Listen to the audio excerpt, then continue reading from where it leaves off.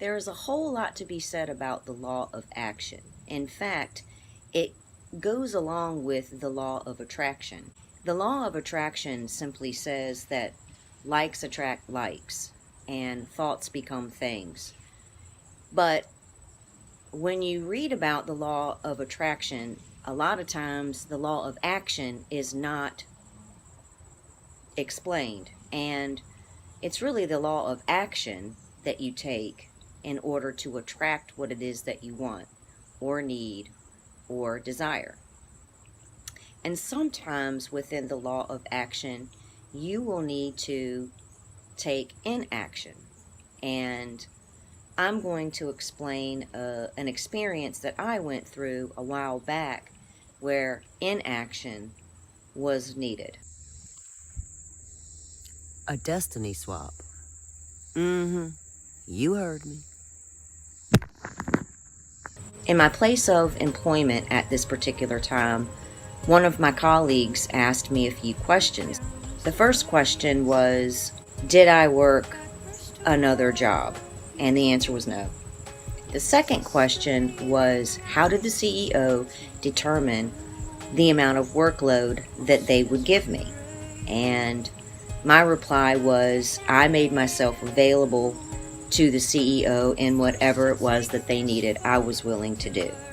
And that was pretty much the end of that conversation.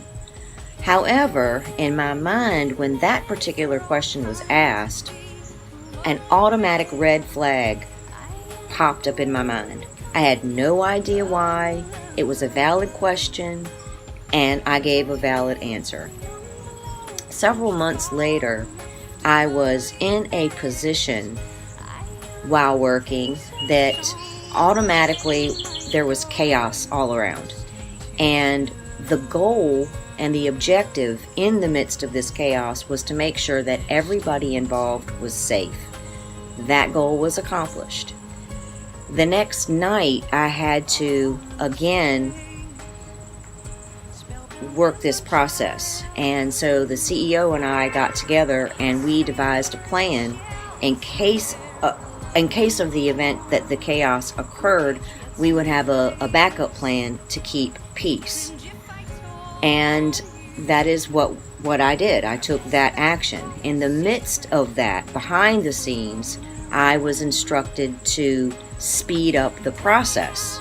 So in my mind, I came up with 2 scripts, and I would alternate between each script depending on the events that was taking place. So in other words, I did one script and then I did the other script and then I went back to one. So the combination was like 1, 2, 1, 2 until it was all done. And it was successful. We did not have any chaos and everything went smooth. As a result of that, those that were indirectly involved, in other words, people who were creating the bread and butter, were not satisfied because the speeding up process created a chink in the flow of an habitual practice. I'm saying it like this because I'm not trying to describe the work that I did. I'm not trying to describe where I worked, and I'm not trying to describe who I was working with. I'm just trying to give you a brief scenario. So I will be talking in this type of language. So because the bread and butter had issues with the flow of things, it was brought to my attention well after the fact. So after the process was finished, the CEO and I were on the same level. You know, we were both thankful that chaos didn't occur, everything went peaceful, and everything went on according to plan. Well, a few months later, I had a meeting with the CEO and everything had changed. This particular CEO decided that the opinions of the bread and butter were highly important. And I understood that because they do play a part in this whole process as well. A lot of times in this particular situation, the bread and butter has absolutely no idea what it is those of us who are actually doing the process knows what's going on. And that's okay too. So we're dealing with all types of different aspects to the accomplished goal. Well, it had upset the CEO, and it was as if the situation got turned around to where I was responsible for the entire thing. And in fact, it was brought to my attention that the whole thing was my fault. I did play a part in it. I know that I was not the only part in the scenario, but I'll take responsibility for my actions, and I did. However, as a result of it, my workload was less than the following cycle, and that red flag question came back into my mind. I didn't know what to do with it. However, it was resonating in my mind constantly.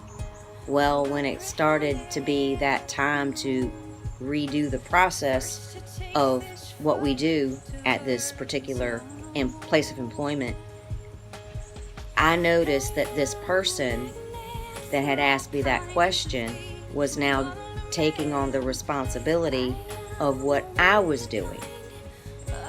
And then right then and there, I knew what was up.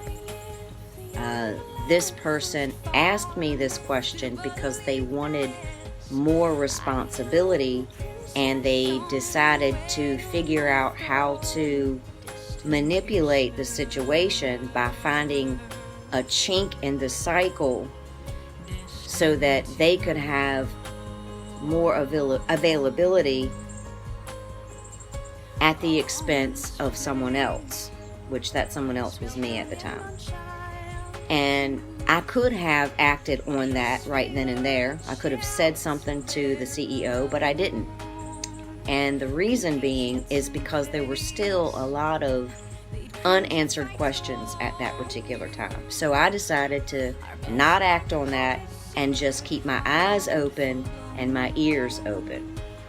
So what I did is I had an instinct. My gut was telling me to go and read the book of Proverbs, which I'm glad I did. Every day before I went to work, I read a chapter for 31 days. 31 Proverbs. 31 days I read a chapter every day, and it's a good thing I did because it kept my strength up. In the meantime, all of this weird stuff at the place of employment was happening. Just a lot of really odd things. Anyway, so once it all came into realization, I knew that because this person used a situation and manipulated the situation and acted on that what they did was eventually going to be exposed, and eventually it was going to be self-destructive on their behalf. So later, after it was all over, what I find interesting is that guilt came into play on behalf of the CEO, and I was given more opportunities that proved the betterment of my abilities. And at the end of this situation, when it all came down to, not knowing and trying to figure out what else should I be doing, I just prayed. I just prayed. I meditated. I focused on myself in reference to my job, and I made sure that I did the very best I could do, and it worked. that year, the process was fantastic. In fact, I am so proud of the outcome of my actions and what it was and what I could handle. So this person ended up messing up, sabotaging their own position. They used certain tactics that did not go well in this particular business, and they ended up getting fired. So sometimes inaction is what is needed, because it will allow you to see a fuller picture, and then you can choose where you need to act and where you don't need to act. So I find it interesting in reference to this story, because not only did I use the law of action, but the law of divine oneness was applied, because I did a lot of praying, I did a lot of meditating, I did a lot of researching. I stood back and watched and waited and listened. So the law of divine oneness was exercised. The law of vibration was exercised on all of our behalves, because energy flows in circular motions, and everything came back full circle. I used the law of action, and I'm pretty sure, I'm not positive on this, but I'm sure that the law of correspondence also applied in this scenario. And I'm going to find out if the law of correspondence worked in this situation, because I did end up getting some benefit. I ended up getting some recognition as well. And it was crazy though. It was a whole year process of trying to figure out what was going on. And you know, it was hard not to act. It was hard not to use my voice, but I knew that it was the best thing to do. So that is it. The law of action. Sometimes you need to take action to get where you need to go, and sometimes you just need to sit back and take a look at things and reevaluate the situation before you begin to act again. Alright, so I'll see you in my next video. Thanks for watching. Be yourself, come what may. Be yourself, so what?